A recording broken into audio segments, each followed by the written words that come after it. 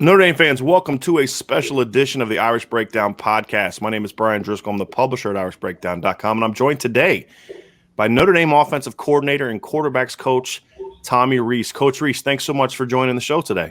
Yeah, thanks for having me on.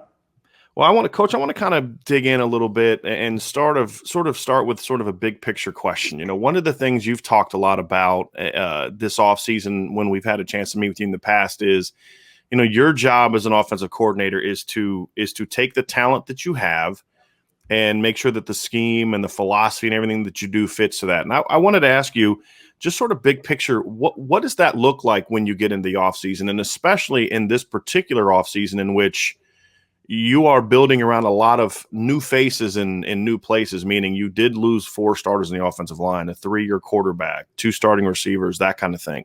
What does that process look like for you as you go through the offseason?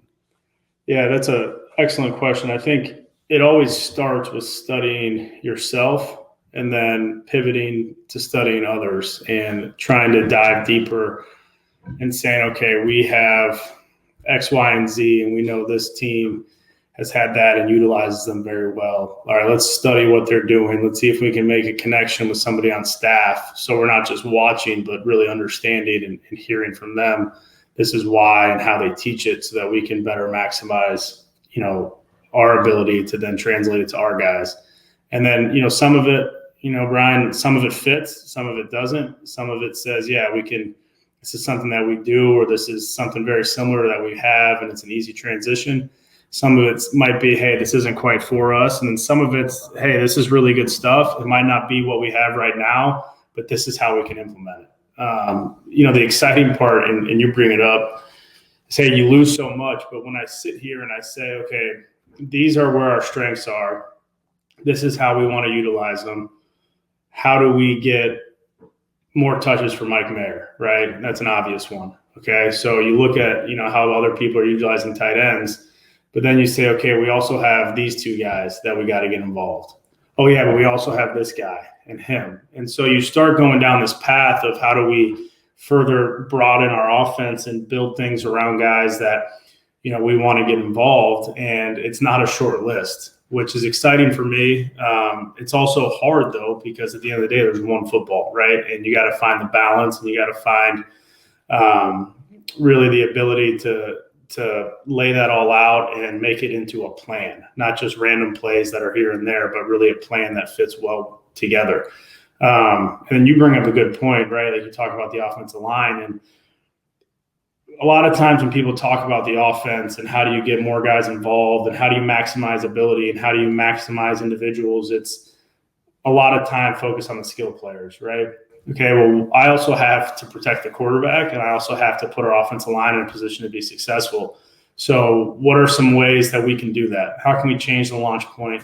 How can we add maybe some run action protections that, simplify it for the line and allow us to get 6 or 7 guys in protection to allow us to really shore up the front. So all that stuff is constant. And then, you balance that with, look, we're on vacation right now, and I haven't, seen a lot of guys on our staff for a while. So a lot of it's, hey, we're calling or we're texting, or I'm doing it on my own, or they're doing things on their own. And then when we get back together, we're able to kind of to meld it all into one. You mentioned, you look back at your time as a player, you had Michael Floyd, who was kind of that alpha type of guy. Tyler Eifert was that alpha type of guy. We've seen Will Fuller be that kind of guy. You look at your receiving core now, you sort of have that in a young Michael Mayer, but as you mentioned, you have a lot of weapons. What can be some of the advantages for you as a coordinator when you're going into planning your season and game planning, when maybe you don't necessarily have that Michael Floyd alpha, but you do have that more depth? You have running backs that can catch the ball. You have Avery Davis. You have young outside guys. What are some of the advantages to having it maybe a little bit more of a depth of a repertoire of pass catchers as opposed to that one guy that you have to on the perimeter more so that you have to, make sure that guy's getting a ton of touches?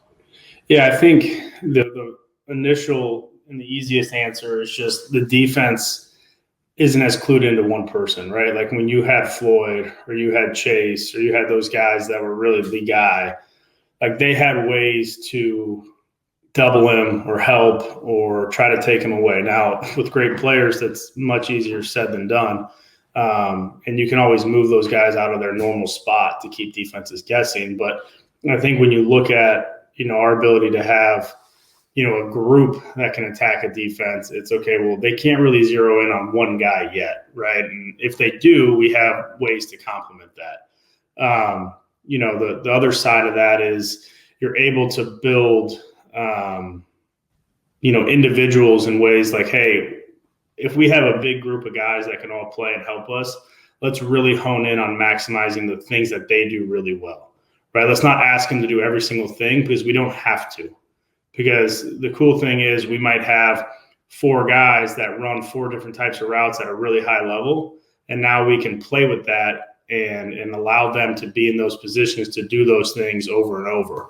Instead of saying, okay, hey, Braden, you're just going to, line up here and you're only going to run these 3 routes. No, we can move him around. We can figure out what he does really well and we can maximize those things. And so, that adds a little bit to it where you're starting to now get into a world where you got to be able to build the offense in a way that makes sense, in a way that's easy to learn and comprehend. And that's something that I feel very strongly about and one of our strengths as an offensive staff. But it's exciting. I mean, it's really exciting when you have that many guys. And the hardest part is just like tempering your mind down because you have all these ideas and all these ways that you want to get guys involved. And it's okay. Well, you only get so many plays in a game. You only get so many plays in a practice week where you can rep them. So what really do we want to major in moving forward? You mentioned something this spring that I wanted to follow up on that fits into what you just said. There's 2 ways you can go as a coordinator. One is here's our system and let's fit the pieces into it. Or here's the pieces, let's figure out how we can utilize our system. But you had mentioned something in the spring that now you went through it for a year. You were able to kind of run the offense and you kind of look back and say, okay, here's what we practiced. And then here's what we ended up calling. How do you adjust that? Or do you adjust that when you kind of go into year 2 that you're like, okay, we practiced volume X, but we really only carried maybe, actually called only maybe 45% of that. I mean, how do you look at that and how do you adjust to that? Or does it depend on, what your guys can handle when you get into fall camp? Yeah, a lot of it's the last part, right? Like, what do our guys handle? And last year, as the year went on with Ben, Javon, and Avery, you felt like, okay, these guys can handle the tags and they can handle the volume. And especially as the year kind of progressed and you got into that Clemson, Carolina, Boston College stretch, you felt like you could put some on their table because they're all veteran guys that knew it. I do feel the same way. The guys that are here, with the exception of the real young guys, but the guys that we've talked about, they've been in the system now 2 years. They get it, they know it, they understand it, and, they're able to handle it. For me, it's like I'm a volume person. Like, I like to have options. I like to have the pen last. I like to be able to say, okay, we have this, this, and this. So if in the course of a game they try to do something, we have answers that our guys know and rep. And that could be repping on a Friday walkthrough just to be, hey, guys, we ran this 2 weeks ago. Here's just a quick reminder. Let's make sure that we're sharp on this because if in the third quarter they want to play this, we're going to come to it. And so those things, for me, it's probably less about how do we create new things versus how do we, use what we've done to make sure that our volume or that our bank is built from that. The other part of that too is like, you got to be very strategic in where you put those things in. Like for me last year, it was mostly third down, right? It was, okay, third down, I want to make sure that I have answers because they could do one of 5 things. It's not the NFL where a team plays 2 coverages and they just say we're really good at it. Defensive coordinators in college are doing so much now that you got to have answers. So what other areas of the game can I utilize some of that? Is it in the low red where now I have more options so that I can make sure that I'm holding the pen last? Is it more, check with the sideline to make sure that we're in the right call? Because when you go back and study, when we did that, we were pretty good. And so there's other ways to make sure that we're building that within our system. And that's something that, the other coaches make sure to keep me in check there a little bit as well. When you kind of look at last year, you guys were a lot, you ran some 11 personnel, but you also were in a lot of 12 and 13. I think Brock Wright's snaps weren't necessarily that far off from Avery Davis. So, third tight end to third receiver. You look forward to this year. Chris Tyree's now in year 2. Kyron obviously has a year under his belt. Those are 2 unique players in that they can catch the ball in a lot of different places. So you have all these options from a personnel standpoint. Is it challenging to kind of have that potential to go deep in 2 different directions, or is that sort of for you an asset to say, hey, look, we can run, this concept over here, but we can run it at a 12, we can run it at a 13, 11, 21, 20, whatever the case may be. Is that easier to do? Is that more challenging to do those different things out of so many, now that you have so many personnel options to use this year? Yeah, I think I'm going to kind of answer this in a long way, but the way we view offensive football, right? You take the line, you take the quarterback, and set them aside, okay? And then the remaining 5 guys, you kind of view it as a basketball team. How do we get our best 5 on the field at the same time? And how do we allow our 5 best to go out there and put them in positions to be successful in different situations, right? Like our 5 best on the 3-yard line might be different than our 5 best on 3rd and 7. And so how do we get our 5 best skill players together in different groupings and in different situations? So, last year when you have, the emergence of a really good young tight end, and you have, Tremble, and you got some guys, you felt like, okay, a lot of times our 5 best might be in 12. Okay. This year you're going to say the same thing. That's yet to be seen, right? We have guys that are proven in certain spots. And so our job is to get them on the field. The very fortunate thing we have here, with this team and this program is, like, our guys understand football and our guys learn it, and they don't learn it just in a way, and we don't teach it in a way that's just, okay, I'm going to memorize exactly what I have to do here. We're very much in the world of teaching as a conceptual offense. And okay, this might be this play, and this is why all the pieces fall together. And what that allows us to do is to move people into different spots and to change personnel groups, so that if I call this play, whether we're an 11 or 21 pony or 12, our guys from a conceptual standpoint know it. And we can line up and run the same play out of an empty formation. And believe it or not, we can be in 13 personnel with 3 tight ends in the framework of the play and run the same play. And they all know it because there are certain components that they know go with this play. And so when we teach it and we install it, it's much more from a conceptual standpoint than it is, hey, Kyron, you're the tailback, you do only this on this play. And so our guys buy into that, they learn it, they know it, and they're able to go execute it. And so, look, is that the way everywhere? I'm not sure, because I'm not anywhere else. But I know here that our guys understand it that way. And if there's certain people that don't, then it's my job to make sure that say, okay, well, so-and-so doesn't get it in the larger terms yet. Okay, how do I make his life easier? Can I tag something for him? Or can I just put him in one spot and he knows exactly what he's supposed to do? And that way, he can get on the field early. Now, you'd mentioned kind of teaching it conceptually. Is that something that allow you to tie into a comment you made earlier to say, hey, look, if Michael Mayer can play backside, he can play attached, he can play in the slot, Braden Lindsey can play in the slot outside, Avery Davis can move. I mean, does that allow you to be more versatile from week to week, where you can do more matchups? Hey, we really, this guy's been outside a lot, but we really like the matchup of him inside this week, so we don't have to necessarily teach him something new. He already understands the concept. There may be a little adjustment here.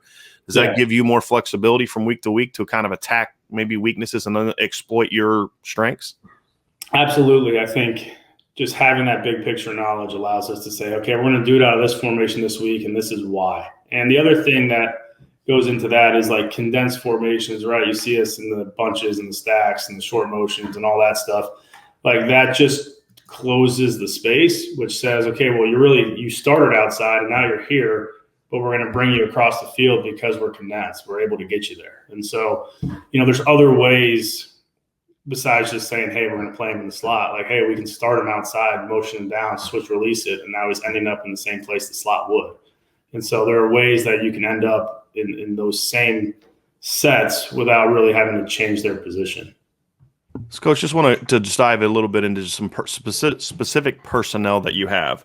Obviously, we've seen a lot of Braden Lindsay over the years. We've seen Kevin Austin, maybe not as much as everyone would like to have seen Kevin Austin, but we've seen him. And Avery Davis obviously had a really nice breakout last year. I wanted to talk about some young guys we haven't seen a ton and just kind of what you see in those players. And that is Xavier Watts and then your three freshmen. Now that all the three freshmen are now on campus, obviously that would be Lorenzo Styles, Deion Colsey, and Jaden Thomas. They're coming into a unique situation. You lost some starters. There's been some other departures. And so what have you seen from those young guys? What do they bring to the table? What skills do they have that you're hoping to be able to utilize someday, whether it be this year or down the road?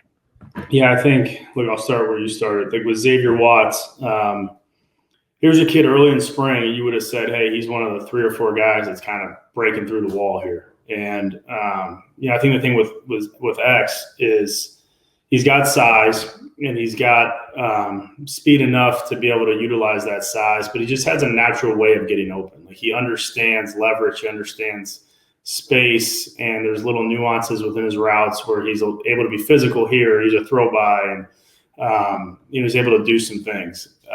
With any young player, I think building the confidence is really important. And how do we make sure that we put him in position to go make plays to help build that confidence? And he's a kid we're really high on. I feel like this summer has been a huge progression for him. He's somebody, as the spring was going on, you saw him dive more and more into the playbook and more into, hey, I'm going to get up with Coach Alexander. I'm going to spend some time with him, and I'm going to really buy into this thing because this is my opportunity. This is my chance to go play. And look, a lot of those guys you said are smaller frame guys. And he's someone that is a little bit more similar to the build that we've had a lot of success with some of those bigger players, who's able to go be physical against the DB and utilize his speed and his strength and his size to go win matchups. Look, with the freshmen, the way the rules are, like I can't see him do any ball drills. I can't see him catch yet. I can't see him do all that. Strictly within Bayless's workouts, the first thing that jumps out about this group of 3 guys is their maturity level and their compete level. Like these are guys that know how to work, know how to play, or know how to compete. And then there's a maturity in which the way they approach everything. Like they're not guys that you have to tell them twice. They're not guys that you have to beg to do more. Like they're already at that level. Zoe was here in the spring, and like he has a very similar mentality to Ben Skowronek, which is a very high compliment in terms of like his compete level, his want to be great, his extra time. I know he was living with Buckner, and Buckner, like he'd be up till 2 a.m. studying the playbook. Like he just has that extra gear to him where like, this is what's important, and I'm going to make sure that I maximize my opportunities. I think obviously from a physical standpoint, the trait that jumps out as a young player is he's fast, right? Like we know he can run. And so how do we continue to work on some of the finer things of playing wide out, that he's able to go use his speed in the right way.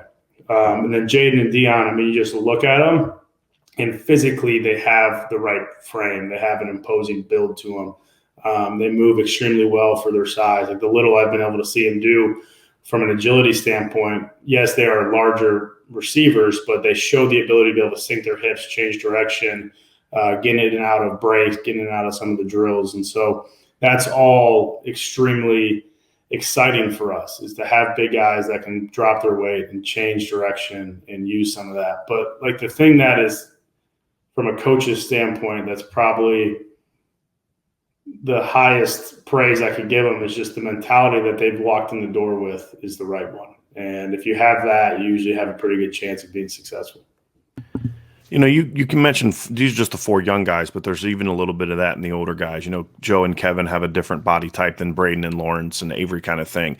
In recent seasons, you've sort of inherited a roster where a lot of the guys who are playing outside of Chris Fink were those bigger bodied guys. You have a little bit more diversity throughout your roster from not just a size, but a skill set standpoint. Is that kind of one of the things you talked about earlier that seems to excite you a little bit? Like maybe, if you're playing a team with big corners, you have some receivers that you can throw at them athletically, or if you're playing a team that's got some smaller guys or certain matchups that you have different skill sets you can utilize each week to maybe attack teams with a little bit more versatility from a concept standpoint or maybe a game plan standpoint? Yeah, I think it's still putting guys in the right matchups, right? Like, okay, we know, hey, they're 5'9" corner plays to the right every play. So, okay, let's get our bigger guys out there. Or, we feel like a safety in coverage, isn't able to be quick enough to play against Keys or Avery or whoever it is. And so how do we utilize that matchup? And so that definitely goes into it. The personnel side of it is definitely something that, we take a look at, and we try to use the right matchups in the right situations.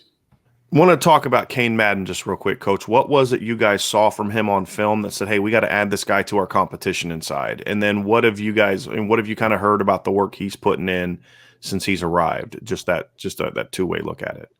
Yeah, I think I said this in the spring, like we're always in the business of adding competition, whether it's through recruiting or now with the transfer deal and all that. Like same thing with Jack Cohen in the quarterback room. Like we're always in the business of adding competition to try to bring the best out of our group. I full-heartedly believe that competition can bring the best out of guys, and it makes people either come and answer the bell, or it puts people in the places they're supposed to be. So look, when you lose a player, it's our duty to make sure that we have enough guys up front to help us win games. And so we were in the market. Kane is a guy that's proven, maybe at one step lower, but is a proven player that has dominated at that level. And I think that's something that you look for when you're evaluating a level below is, okay, are they playing and winning, or are they really dominating at that level? And we felt like he was dominating. He's another veteran with a ton of starts and a ton of plays under his belt that's going to help a young offensive line. I think for him getting here, it was okay, like what Bayless's program is going to present to you is going to be a little different than what you're used to. And he's a guy that jumped right in and really didn't look back. And I think when we got to spend some time with him through the recruiting process, you knew that his mental makeup was such that he was not going to have, any preconceived notions or any issues coming in here and competing and working his tail off. Like he had the right mentality to him. And we've seen that over the last couple months. And so for him, it was, okay, coming in here and getting in better shape, because this is a different level. It's getting even stronger. It's changing our body. And all those things have shown through. I think, from a movement standpoint, it's probably more efficient than we thought, and it's probably a little bit smoother than we thought, which is exciting. We feel like he's already gotten stronger, which is interesting. He's an older kid. I think he's 24 years old, so he's a 6-year senior that's older, but he's still making strides in the weight room. He's still making strides from a physical development standpoint. And so, look, I think with the offensive line, like there's so much football to be played still that to sit here and say we have it perfectly sorted out, that's not the case, because when we last were all together, we were missing some key pieces. Jarrett wasn't there. Lug towards the end wasn't there. We bring Kane in. So there's still so much football to be played out that I'm really excited to see how that group progresses in the direction that they go. Well, look, there were a lot of schools that he could have looked at and said that would have been a much easier path to a starting lineup. For a sixth-year kid who is hoping to, I would imagine, continue his playing career, there were a lot easier paths to going somewhere. What does it say about him that he did walk into a depth chart that, you're going against Zeke Correll, Andrew Kristofic, John Blake, Quinn Carroll? I mean, these are former high recruits that have got some experience they're going to be battling, Rocco Spindler. What does it say about Kane that he did step into the situation knowing, from everything I've been told, you guys did not promise him anything but a chance to compete. And then, two, he stepped into a depth chart where there's a lot of talented kids going to be to battle against, as opposed to maybe taking a little bit of an easier path. Yeah, I think the conversation with Kane, when we sat down, it was, okay, you went to Marshall as a walk-on and you ended up starting and being an All-American. Okay, the transition here isn't a whole lot different. You're coming to a level up where there is competition, but you've already done it once in your life. And so when you look at an opportunity to go compete and play, it's something that he was familiar with. And it was something that he had done and succeeded at. And you're exactly right, Brian. I mean, like his ability to say, no, I'm going to come here, I'm going to challenge myself, and I'm going to compete because I can believe that I can do this.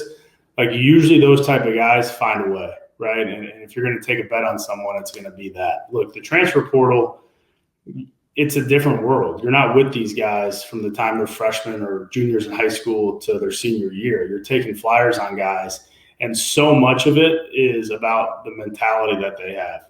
because we've had transfers come in who have been really good, and we've had transfers come in that haven't panned out. And the one differentiator that I keep looking back on is the mentality. Like I remember when Nick McLeod walked through the door in our first practice, and he's talking crap to me during one-on-ones, and like it fired me up that we finally had a corner that was going to talk crap. And so like he came in with that attitude that I'm here to win, I'm here to compete, and I'm here to really like get after guys. And you look at, Ben, who was successful here, he had that too. And so that is such a big part of how you evaluate these guys, that usually those type of kids figure out a way to be successful. Coach, two more for me, and then we can wrap it up. Look, as we kind of get into this offseason, there's two names at quarterback that get a lot of discussion. Jack Cohn being the transfer, led his team to the Rose Bowl, and then Tyler Buckner, the high recruit.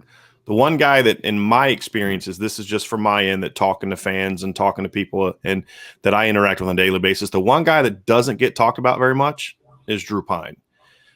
What does Drew Pine show you? What does Drew Pine bring to the table that maybe is some of us might be overlooking him a little bit, and he seems to be a guy that you're quite high on. But what does Drew bring to the table? What kind of potential does he have at Notre Dame running this offense? I think when you start with Drew, you can't start anywhere but the intangibles.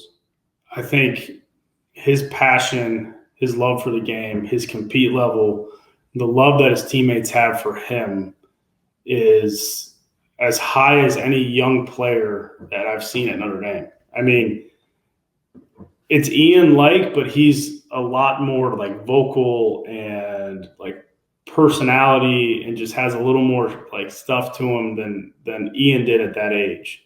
So to start with Drew, you got to start there. And that's something that matters at that position. It really does. When the guys believe in him or fight for him, that matters.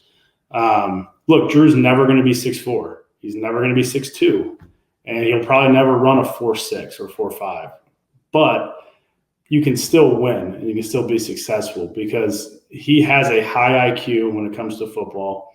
And that doesn't just mean, hey, I know my read on this play is this. It's, okay, it's 2nd and 4. I'm calling a shot. Like, let's take the shot if I have it. If not, I'm checking it down. Or it's the subtleties in the pocket to maybe drift a little bit because I know my shallow's coming to buy time. Like, all those things go into having a high football IQ. And a little bit of that is just like when a kid's played quarterback his whole life, you start to see some of those things that you notice, okay, he can do this. And he understands body position. I was just listening to a podcast.